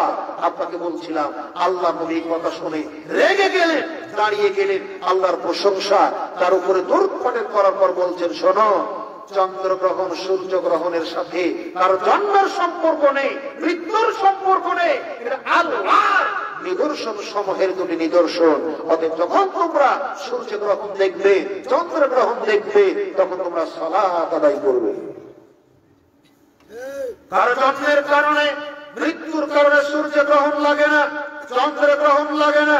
সম্মানিত উপস্থিতি, আর একটা বিষয় আমাদের সামনে একেবারে স্বচ্ছ, আমাদের ধারণা কোন স্ত্রী যদি স্বামীর নাম নেয় তাহলে স্বামীর হায়াত নাকি কমে যায়। আছেন আপনার এলাকায়? স্বামীর নাম নিলে স্বামীর হায়াত কমে যায়। মুহাম্মদ সাল্লাল্লাহু আলাইহি সাল্লামের একজন কুমারী স্ত্রী ছিলেন, নাম কি বলুন তো? আয়েশা। একটাই কুমারী স্ত্রী, তার নাম হলো আয়েশা রাদিয়াল্লাহু তাআলা আনহা। আল্লাহর নবী বলছেন, আয়েশা তুমি যখন আমার উপরে খুশি থাকো, রাজি থাকো, সন্তুষ্ট থাকো, তখন আমি বুঝতে পারি। যখন রাগ করে থাকো তখন আমি বুঝতে পারি। আয়েশা বলছে কিভাবে? তখন নবীজি বলছেন, আয়েশা যখন তুমি আমার উপরে খুশি থাকো, সন্তুষ্ট থাকো, রাজি থাকো, তখন তুমি কোনো কথা বলতে আমাকে বলো না মুহাম্মদ সাল্লাল্লাহু আলাইহি সাল্লামের রবের কসম, মুহাম্মাদের রবের কসম। তো আয়েশার মুহাম্মদ কে? আয়েশার মুহাম্মদ কে হন? স্বামী কিনা? আয়েশা নাম করতেছেন মুহাম্মদ সাল্লাল্লাহু আলাইহি সাল্লামের, হায়াত কমেনি। আপনার স্বামী এত পরহেজগার, আপনার বউ এত নেককার, আপনার বউ যদি আপনার নাম করে ডাকে আপনার হায়াত কমে যাবে, অথচ আয়েশা রাখছেন নবীর নাম ধরে, নবীর হায়াত কমেনি।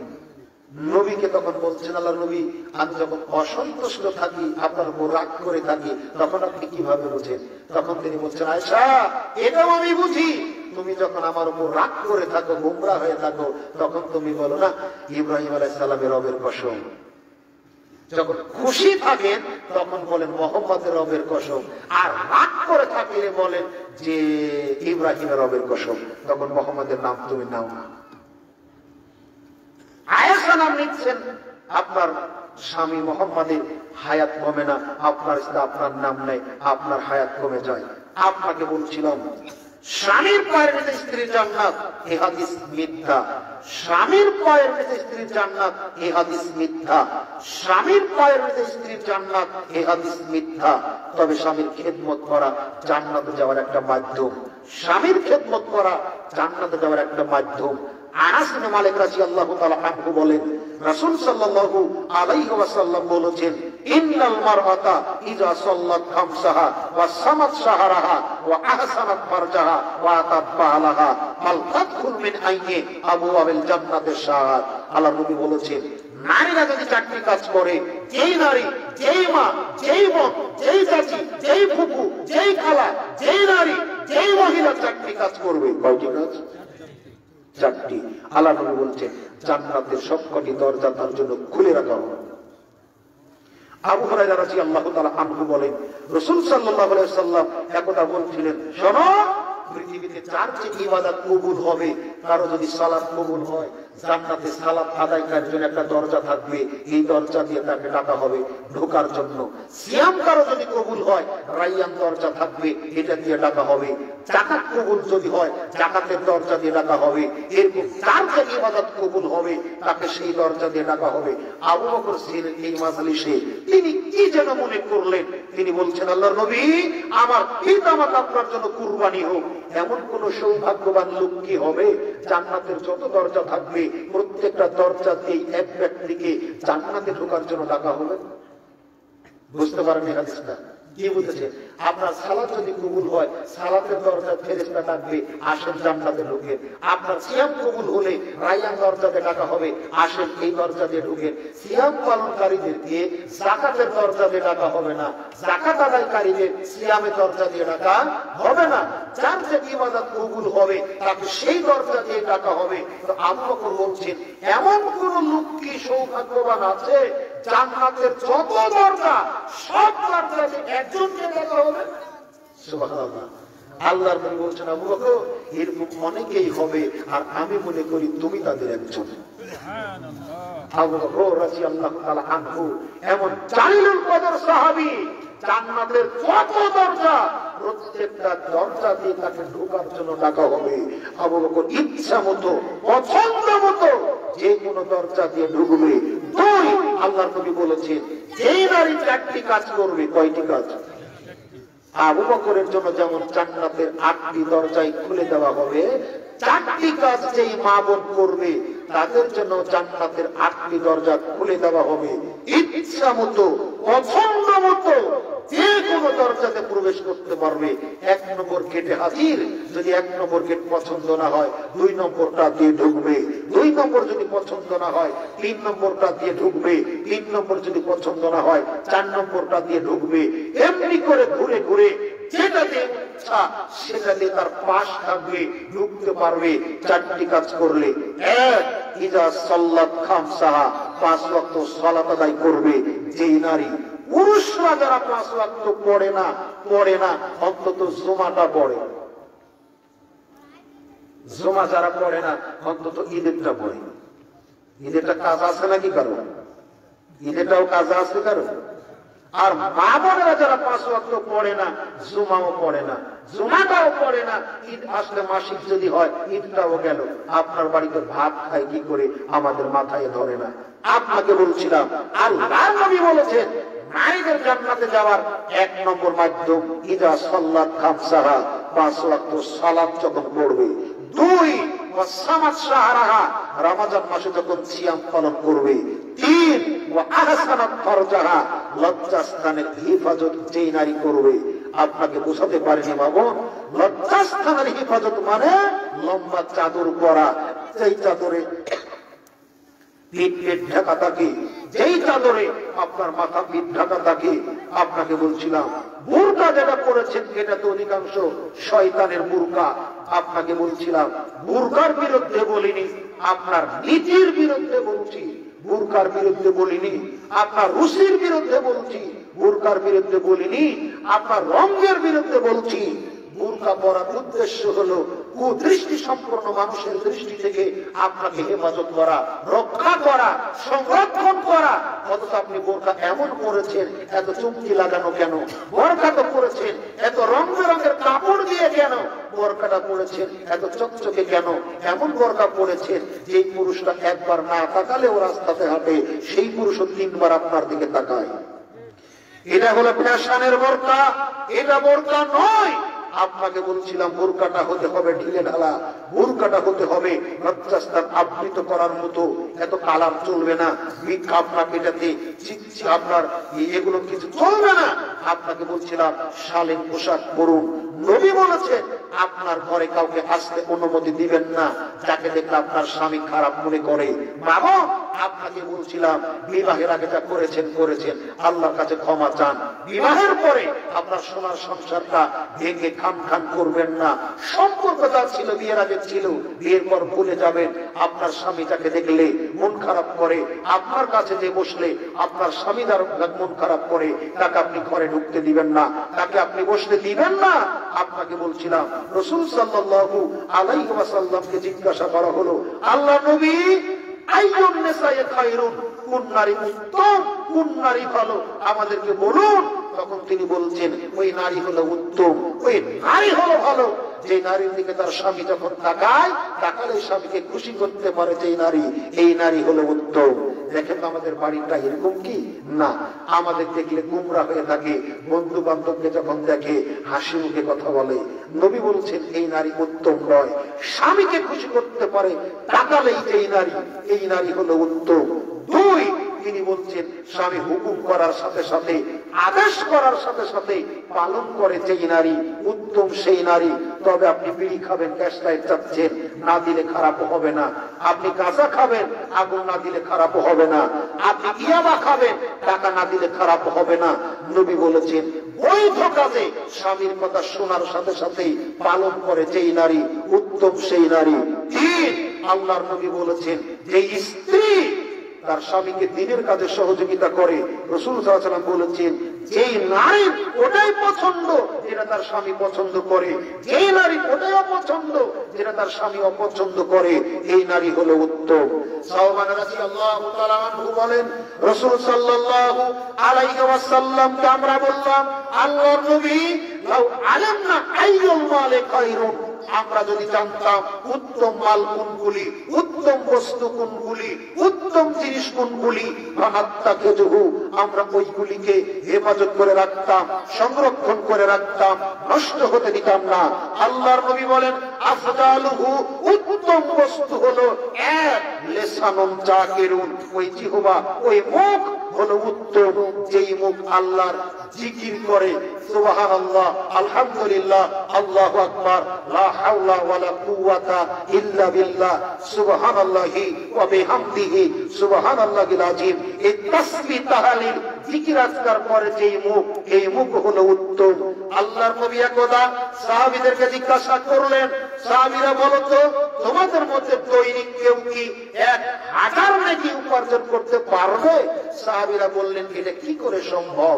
তখন তিনি বলছেন, দৈনিক যে ব্যক্তি, নারী হোক চাই পুরুষ হোক, 100 বার করে যদি সুবহানাল্লাহি ওয়া বিহামদিহি এই তাসবিহটা করে, বলুন তো সবাই, সুবহানাল্লাহি ওয়া বিহামদিহি, এই তাসবিহটা দৈনিক 100 বার করে যে ব্যক্তি পড়বে, তার আমলনামায় 1000 নেকি লেখা হবে। আল্লাহর নবী বলেন, জান্নাতের অনেক ভান্ডার আছে, আছে ফলের ভান্ডার, আছে কলার ভান্ডার, আছে লেবুর ভান্ডার, আছে আপেলের ভান্ডার, আছে মধুর ভান্ডার, আছে দুধের ভান্ডার, আছে শরাবের ভান্ডার। আল্লাহর নবী বলছেন, যে ব্যক্তি দৈনিক যতবার লা হাওলা ওয়ালা কুওয়াতা ইল্লা বিল্লাহ, লা হাওলা ওয়ালা কুওয়াতা ইল্লা বিল্লাহ, নারী হোক পুরুষ হোক, যে বা যারা যতবার এই তাসবিহটা করবে, জান্নাতের ভিতরে তার জন্য ততটা ভান্ডার অর্জিত হবে।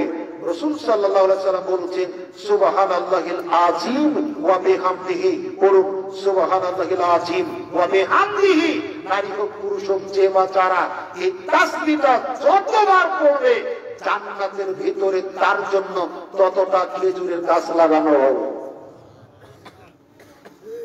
অতএব যখন আমরা তাস খেলি, যখন আমরা লুডু খেলি, যখন আমরা ক্যারাম বোর্ড খেলি, যখন আমরা ডিশের সামনে বসি, এই সময় অপচয় না করে এই তাসবিহ তাহলিল করে এই সময়টা কাটানো আমাদের জন্য অতীব গুরুত্বপূর্ণ, অতীব জরুরি। না হলে আপনাকে বলছিলাম, রাসূল সাল্লাল্লাহু আলাইহি ওয়াসাল্লাম বলেছেন, পৃথিবীবাসী শোনো, তোমরা 5টি জিনিসকে গানিমত মনে করো। তোমাদের প্রত্যেকের জীবনে আছে 5টি জিনিস, এই 5টি জিনিসের এক একটা চলে যাবে, এই জায়গাতে আরেকটা করে জিনিস এসে যাবে।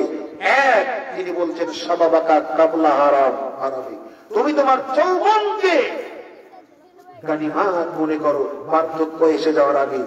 আপনার পাশে একটা বৃদ্ধ মানুষ বসে আছে, যাকে ইচ্ছা করলেও দাঁড়িয়ে সালাত আদায় করতে পারছে না, মসজিদের ডান দিকে একটা চেয়ার ফেলা আছে, ওখানে বসে সালাত আদায় করে, অথচ যুবক থাকতে আপনার এটা হবার কথা ছিল না।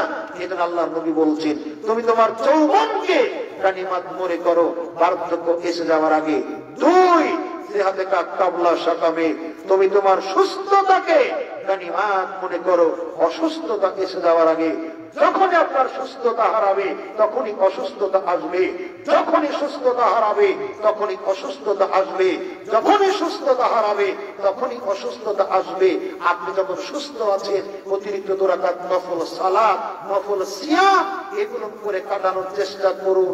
অথচ যখন আপনি অসুস্থ হবেন, শত ইচ্ছা করলেও 2টি সিয়াম পালন করতে পারবেন না। 3, এনাকা কাবলা ফাকরেক, আল্লাহর নবী বলেছেন, তুমি তোমার সচ্ছলতাকে, সুদিনকে গানিমত মনে করো, এর পিছনেই আছে দুর্দিন। আজকে আপনারা ইনকাম ভালো, শরীর স্বাস্থ্য ভালো আছে, ইনকাম করে নিন, যেই দিন অসুস্থ হবেন সেই দিন এটা কাজে লাগবে। আপনার শরীর স্বাস্থ্য ভালো আছে, আজকে আপনি জীবন আপনার জীবনের সাথে মিলেও যেতে পারে, হয়তো আপনি খেয়াল করেননি, আজকে একটু খেয়াল করুন। যেই ছেলেকে নিজে না খাইয়ে তাকে খাইয়েছিলেন, নিজে না পড়ে তাকে পড়িয়েছিলেন, নিজের দুঃখ ছেলেকে বুঝতে দেননি। বার্ষিক পরীক্ষার রেজাল্ট হয়েছে, সব ছেলে নতুন জামা গায়ে দিয়ে যায়, আপনি ধার করে ছেলেকে জামা কিনে নিয়ে দিয়েছিলেন, ছেলেকে বুঝতে দেননি। ভ্যান চালিয়ে 5 কাঠা জমি কিনে রেখেছিলেন, ছেলে যখন MA পাস করলো, টাকা ছাড়া চাকরি হয় না, জীবনের সঞ্চিত সম্পদ দিয়ে 5 কাঠা জমি যেটা কিনেছিলেন এটা বিক্রি করে দিয়ে ছেলেকে একটা চাকরি নিয়ে দিলেন। ছেলে আজকে বড় একটা চাকরি করে, মোটা অঙ্কের বেতন পায়, তার ছেলে মেয়ে নিয়ে শহরে ফ্ল্যাট বাসা নিয়ে ভাড়া নিয়ে থাকে, আপনার দিকে আর দেখে না। আজকে আপনি অসুস্থ, ডাক্তার দেখাবেন, ছেলের কাছে এতিমের মতো হাত পাততে হচ্ছে। ডাক্তার আপনাকে ব্যবস্থাপত্র দিয়েছে, ঔষধ কিনে খাবেন, মেয়ের কাছে হাত পাততে হচ্ছে। আল্লাহর নবী বলেছেন, তোমার এই দুর্দিন তোমার উপরে নেমে আসার আগে তুমি তোমার সুদিনকে মূল্যায়ন করো। আজকালে ওলামারা বলছে মাসলিকে দান করুন, আপনি দিবার ইচ্ছা করছেন, অন্তরটা ফেটে যাচ্ছে, কিন্তু পকেটে পয়সা নেই। এরকম দুর্দিন আসার আগে তুমি তোমার সুদিনকে মূল্যায়ন করো। তুমি তোমার অবসরকে মূল্যায়ন করো। তাস খেলে কাটিও না, ক্যারাম বোর্ডে কাটিও না, লুডোর আড্ডাতে কাটাইও না, দাবার আড্ডাতে কাটাইও না, আপনার বিশ্বের আড্ডাতে কাটাইও না, তারির আড্ডাতে কাটাইও না, ইয়াবার আড্ডাতে কাটাইও না, ঝগড়া বিবাদে কাটাইও না, খেলাধুলায় কাটাইও না। এই অবসর যখনই চলে যাবে তখনই তোমাকে ব্যস্ততা এসে গ্রাস করবে। অতএব অবসর যখন আছেন তখন অবসরকে কাজে লাগান। 5 হায়াতুকা কাবলা মাউতে, তুমি তোমার জীবনকে গানিমত মনে করো। মরে গেলে তোমাকে দিয়ে আর কিছু হবে না। ছাগল মরে গেলে চামড়া ছিলে তাও ঢুল বানানো যাবে, গরু মারা গেলে চামড়া ছিলে তাও জুতা বানানো যাবে, সুটকেস বানানো যাবে, ব্যাগ বানানো যাবে। আর তুমি মারা গেলে তোমার চামড়া দিয়েও কিছু হবে না। অতএব তুমি তোমার জীবনকে গানিমত মনে করো, জীবনকে মূল্যায়ন করো। মৃত্যু এসে যাওয়ার আগে, মৃত্যু আসার আগে আমাদের জীবনের যাবতীয় পাপ মুক্তিলতা থেকে বাঁচতে হবে। আল্লাহর নবী বলেন, আল্লাহ সুবহানাহু ওয়া তাআলা রাতের প্রথমে তার এক হাত প্রসারিত করেন যাতে দিনের পাপীরা তার কাছে ক্ষমা চাইতে পারে।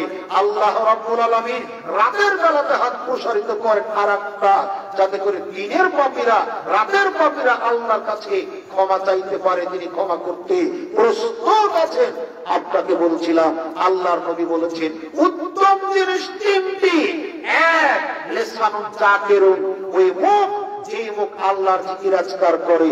2 ওয়া কালবুন শাকিরুন, ওই অন্তর হলো উত্তম, যে অন্তর আল্লাহর কৃতজ্ঞতা প্রকাশ করে, শুকরিয়া আদায় করে, অল্পে সন্তুষ্টি থাকে। আপনাকে অনুরোধ করছি 3, তিনি বলছেন ওয়াজাউজাতুন মুমিনাতুন তুমিনহু আলা ঈমানিহি, ওই বউ হলো উত্তম, ওই স্ত্রী হলো উত্তম, ওই মহিলা হলো উত্তম, যেই মহিলা তার স্বামীকে নেকির কাজে সহযোগিতা করে, যেই বউ তার স্বামীকে নেকির কাজে সহযোগিতা করে, এই বউ হলো উত্তম। স্বামী স্ত্রী 5 ওয়াক্ত পড়ে, যে রাত্রে স্বামী আগে জাগতে পারে, ফজরের আযান শুনে স্ত্রীকে ডেকে জাগায়, যে রাত্রিতে স্ত্রী আগে জাগতে পারে স্বামীকে ডেকে জাগায়। স্বামী স্ত্রী দুইজনে তাহাজ্জুদ পড়ে, যে রাত্রে যে আগে জাগতে পারে সে স্বামী অথবা স্ত্রীকে ডেকে জাগায়, উঠুন তাহাজ্জুদ পড়তে হবে, উঠুন ফজর পড়তে হবে।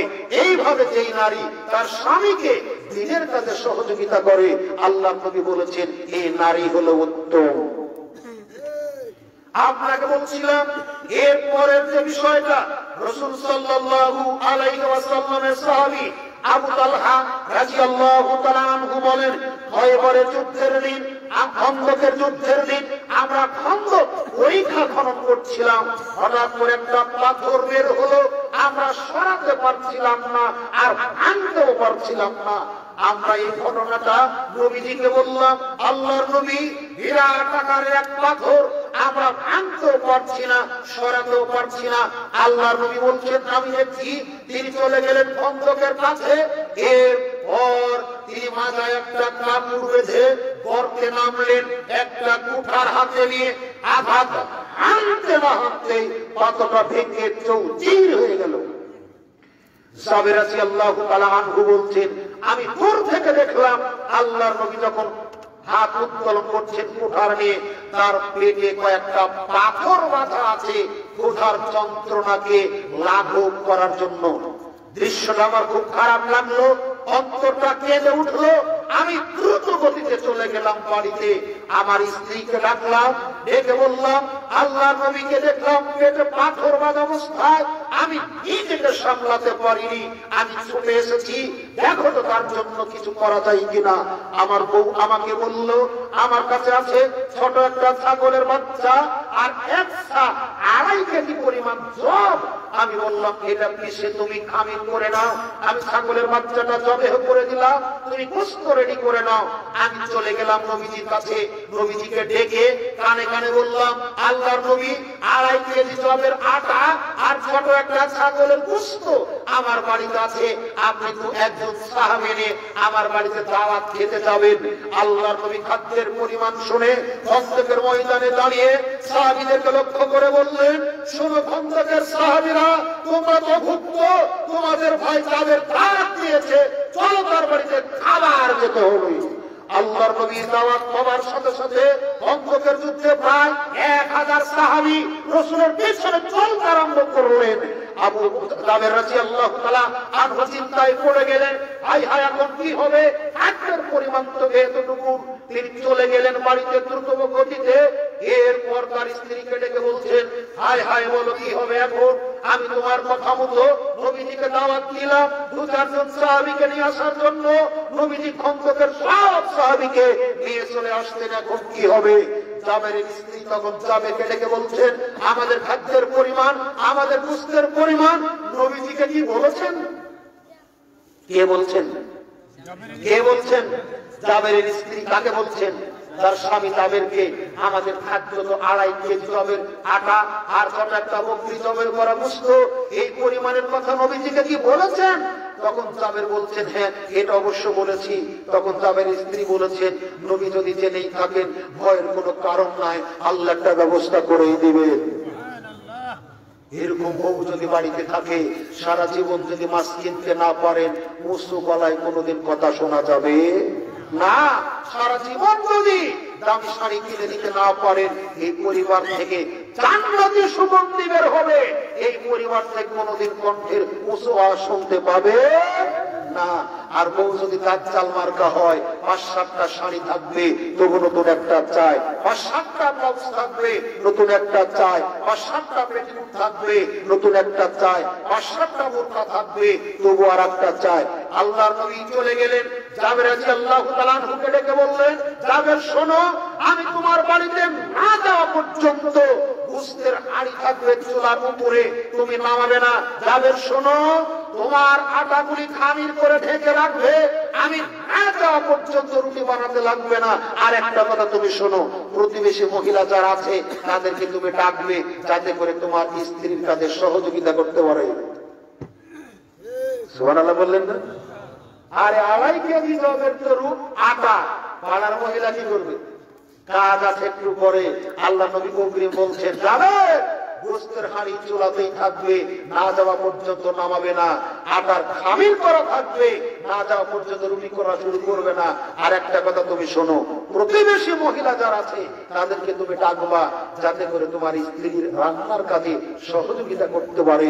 আল্লাহর নবী গেলেন, মুখের ভিতরে আঙ্গুল ঢুকালেন, লালা বের করে তরকারির হাঁড়ি চতুর্দিকে দিলেন, ঢেকে দিলেন, মুখে হাত দিলেন, লালা বের করলেন, খামিরের চতুর্দিকে দিলেন, ঢেকে দিলেন। এরপরে বললেন, এখান থেকে আটা নিয়ে রুটি বানানো শুরু করো। সাহাবীরা তোমরা ঢুকে সারিবদ্ধভাবে বসে পড়ো, খাদ্যের মান আপনাকে দেখাচ্ছি। আর একটা হাদিস মনে হয়ে গেল, তদানীন্তন সময়ে মক্কার আরব দেশের সবচাইতে দামি, সবচাইতে নামি, সবচাইতে বড় খাবারের নাম হলো শারিদ। আর শারিদ হলো গোশতের ঝোল, আরবির টুকরা। সাহাবীরা খাচ্ছেন গোশত, আরবির টুকরা। একটু স্বাদটা অনুভব করুন। আল্লাহর নবীর সাহাবী জাবের রাদিয়াল্লাহু তাআলা আনহু বলছেন, 1000 সাহাবী খন্দকের যুদ্ধে সবাই তৃপ্তি সহকারে রুটি খেলো, আমরা খেলাম, প্রতিবেশী যারা এসেছিল তারা খেলো, ওদের বাড়িতে হাদিয়া দিলাম। এরপরেও শুরুতে যেই পরিমাণ গোশত রুটি ছিল, ওই পরিমাণ খাবার পরেও থেকে গেল। এরকম বউ বাড়িতে থাকতে হবে। আল্লাহর নবী এজন্য বলছেন যে যেই বউ তার স্বামীকে দিনের কাজে সহযোগিতা করে, এই বউ হলো উত্তম। আপনার বাড়ির কাম ভর্তি চাউল, ফ্রিজ ভর্তি গোশত, ফ্রিজ ভর্তি দুধ, ফ্রিজ ভর্তি আপনার মাছ। আপনার কোন বন্ধু বিপদে পড়ে আপনার বাড়িতে এসেছে, এসে বলছে, মেরিনার মা 20 মিনিট তো লাগবে রাইস কুকারে ভাত রান্না করতে, একটু রান্না করো তো দেখি। তো বলছে তোমার কাজ পাও না, হোটেল থেকে খাইয়ে নিয়ে আসতেই তো পারতে। দেখলে ফিরে এসেছে, আন্তরিকতা উঠে গেছে। মানুষের যখন ভাগ্যের পরিবর্তন হয়েছে তখন মানুষের ঈমান নষ্ট হয়েছে, আপনাকে বোঝাতে পারেনি। সম্মানিত উপস্থিতি, এজন্য বলছিলাম আন্তরিকতা সম্পন্ন হওয়ার জন্য রাসূল সাল্লাল্লাহু আলাইহি ওয়াসাল্লাম অবশ্য বলেছেন পুরুষদের জন্য সৌভাগ্যের বস্তু 4টি। কয়টি? পুরুষদের জন্য সৌভাগ্যের বস্তু 4টি। 4টি বস্তু আছে যার ইহকাল পরকাল ভালো তার। 4টি বস্তু আছে যার ইহকাল পরকাল ভালো তার। এক, আল্লাহর নবী বলেছেন আল মারআতু সালেহা, ভালো বউ আছে যার সৌভাগ্য তার। বউ যদি ভালো না হয়, আপনার পাঞ্জাবি জামার ক্যালেন্ডারের ভাঁজ মরেনি, সকালবেলা আপনি হোটেলে পুরি খান, সকালবেলা হোটেলে খিচুড়ি কিনে খান, মানে বই রান্না করে দেয় না। নবী বলেছেন ভালো বউ হলো সৌভাগ্যের বস্তু। বউ ভালো যার ইহকাল পরকাল ভালো তার। 2, তিনি বলেছেন আল মাসকানাতুল ওয়াসিআহ, প্রশস্ত বাড়ি আছে যার সৌভাগ্য তার। বাড়ি তো ফিল্ডের মতো, এরপর আপনি বের হয়ে অফিসে যান, আপনার বউ আপনার পিছনে পিছনে বের হয়, গেটের তালা দিয়ে গোটা গ্রাম ঘুরে। আর ছোট একটা বাড়ি এর ভিতরে থাকে কি করে? এই জন্য নবী বলেছেন প্রশস্ত বাড়ি আছে যার সৌভাগ্য তার। 3, আযদারু সালেহু, উত্তম প্রতিবেশী আছে যার সৌভাগ্য তার। প্রতিবেশী যদি কারো ভালো হয়, এটা তার সৌভাগ্যের বস্তু।